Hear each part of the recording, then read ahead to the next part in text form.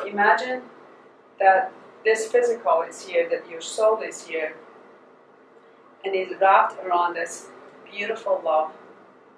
The only thing you need to do is to know that. You don't even have to water it yourself. You know, the universe will water it for you. As long as you know your love itself. But can you imagine what I'm saying? Is that, am I saying it right? I mean, it's hard to explain this. Sometimes there's no words for it. But can you imagine that you've been picked and choose by the, by divine to be here in this present moment, in this now, to expand and grow. So if you give no opinion to anything that is happening around you, then you're more at ease and calmer. Actually, you can go forward instead of going backwards. Can you imagine that?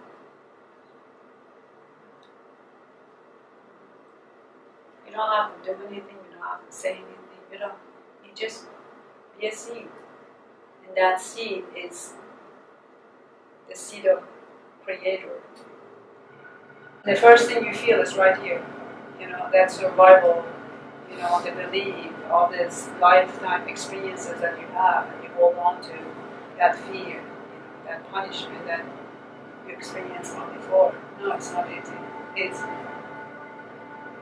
That's why we like this life, because we make it so real. That stays with us, that attachment disconnects us. Attachment to life should be, the belief of life should be this way instead of this way. But life could be in many directions, like a rainbow. No, it's not easy. It's not easy. But what makes it easy to ask for direction, to ask. I say God, but you know what I'm talking about. The Creator. But I want you to imagine that, if you can, that a seed of apple, and inside of the seed, it's a big world in there. It's huge. Imagine when you plant a seed, it's tiny, and then suddenly the big apple tree will come out of it. So much life will come out of it. So within yourself, when you go within, actually you're bigger than when you go without, when you go outside of yourself. So your world, when you go inside, your power is much bigger than when you look out. But how you do that? Going through the suffering, going through the dirt, going through the darkness, and and patiently, this little seed will sprout patiently, just like a butterfly in the cocoon. Because if butterfly doesn't suffer, butterfly never learn how to fly. But knowing that suffering is part of your growth, not part of for me disconnections from the seeds of love we talk about. But I noticed that, I was with my family, and I noticed that we all here as a guest. Maybe next year my parents wouldn't be here. Maybe my dad wouldn't be here. But I look at it as like, what is it that I can do right now to embrace this moment, Just know it and experience it. Because I cannot hold on to something that is not part of, I want to say truth, but it just, life goes on. But that experience is what exists. That experience is what? That's the only thing that exists. Yeah. So if you think of, tell yourself that, for example, if I'm planting this seed and it's growing this apple tree, and the apple will come, and I'm experiencing the apple, but I'm not going to have attachment to the seed that it was originally planted, right? And then I would eat the apple tree. I eat the apple. Well, I can eat the apple tree alone. And then I have no attachment to that seed inside of the apple. What I know about this apple is going to exist infinitely. The seed will go back and have another apple tree. Somebody else will eat the apple. But they're detaching themselves from that seed. Because you know that apple is going to survive, apple tree is going to have more apples, it's going to grow, the seed will come and go. What if you tell you that your father and your mother or yourself, you're that seed? Not to have attachment to it. It's hard. But think about when you eat a fruit, you're not attached to that seed, right? It's a crazy stuff, but it's true.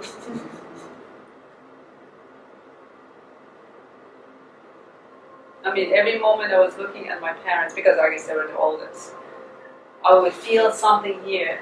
What if, next Christmas or next Thanksgiving or next wedding, would be the wedding. My thoughts, the belief, like the ego would take me like, okay, well, you're having a good time, but it's going to be a temporary good time. But I have to be aware of that where my thoughts is going. And I said the one thing exists for me to enjoy now and enjoy them, because I have no control of nature. I have no control. The only thing I can control is my own experiences. The reason I cannot control because this world of physical is not who I am, it's not the truth. Because it comes from the space of suffering.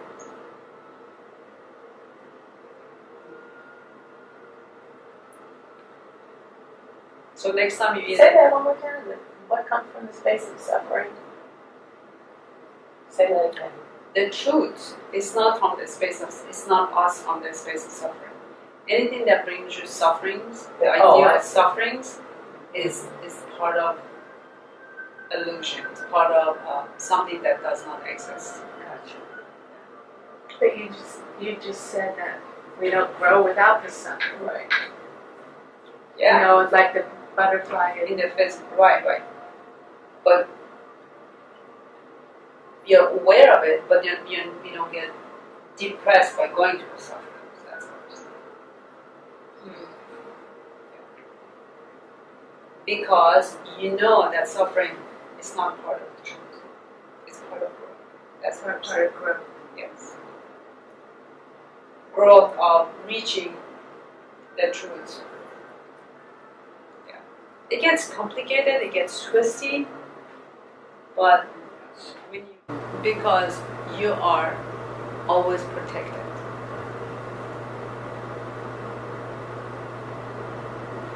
How do you know that? By being present and knowing, thyself that we talk about it again. You just have to build your faith. How do you do that again? You tell yourself, okay, well, I'm eating this apple tree, I'm not attached to this seed because I know the seed has infinite life, and I'm not going to be attached to my father, for example, because my father has infinite life. It would be because when I think about I cannot hold on to this flower for the rest of my life, when I think about that is not possible. That means that flower is part of my projection. Because if I could have this flower, infinite life of this flower, the physical, then I would say, this life is a real life. This life is a real thing. But this life is just part of growing and exploring and forgetting and remembering and just playing. Yeah. Because you're powerful. But I'm not saying this to kind of bring you hopelessness. I'm saying this to bring you more hope, because Because when you exist, you always exist. So there's no fear of non-existence. And then the power that you have to create in this beautiful life, use it for your happiness, not use it for disconnections. This and the detachment from the seed that I eat, because I know the apple is going to come back, in the physical life or whatever life.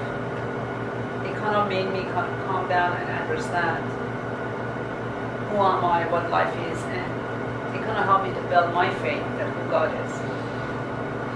Because when you trust it, in that trust, it's kind of like when you trust your mother to hold your hands to go across the street.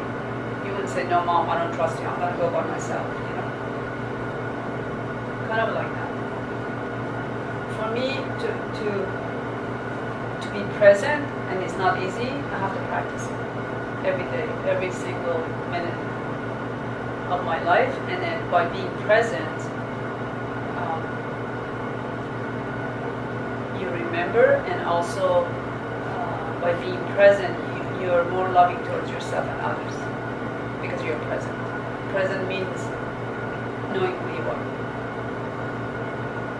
You get to the point that when you're present with God, then you don't have that fear of, oh, who's going to take care of me or who's going to support me. You're not fear of, not having money or certain things, So when you get sick, have you been nurturing yourself with care and patiently through your life experiences? Or you hold on to some things? But what if you know that no matter what, you're safe? Would you feel that discomfort as much? Are you present, or I should say, are you present with your discomfort? That means fearless, no fear. When we're saying that in the physical life, whatever is happening, just trust that, everything will be fine. No matter, what you're experiencing, be patient with it, and take care of yourself in a way, with not negative ideas, with positive ideas. The ideas of you're protected no matter what. Because the seed won't come to this life without that layer of protection. But then when you come to the physical life, you still have to be aware of the sun, you have to be aware of the water, all these elements, 5 elements we talk about, to nurture yourself. The plant that I shared at the beginning. Like, let's say you're a sensitive person, like my plant. At the beginning I used my plant example. I'm a sensitive person. How would I treat myself since I'm sensitive? Let's say I'm going to this party and somebody said, oh, I don't like your dress, or, you don't look cute, whatever. How would I take that compliment or whatever it is? So I'm aware of it, the same as awareness of my plant. So this plant is very sensitive. I have to take care to this healthy environment so somebody can take care of it while I'm gone. Feeling well, just be patient with it. What is it that I created for myself that brought me to the space of not knowing who I am? Then as soon as you're aware of it, that's how you detach yourself from pain and sufferings, then you feel better. Feel better means the fear dissolves and then you're calm. It's not easy, but you know it, you just need to practice it. The connection that I have with God, it was always there. Like we all remember who we are. Then it's easy for you to go and give. But if you really don't have it, you're confused. You can't give what you don't have. Mother Teresa, she remembered who she was, and then when you remember, you have a direct connection to the source. And then it's kind of like a telephone, like a cable. Then you would say, okay, guide you to do this, guide you to do that, because not everybody in that space of knowing who they are. Or Jesus or Buddha or Muhammad, on this. You trust yourself and you know the direction, you know where you're going. But if your heart is closed, if you're not compassionate, if you're lost, you cannot be Mother Teresa. Because a lot of lost people, they're not going to go out and help people, right? Lost people, they get greedy and they want to steal, they want to snap, they want to, stab, So, again, look how many of us sitting here talking about the truth. Really,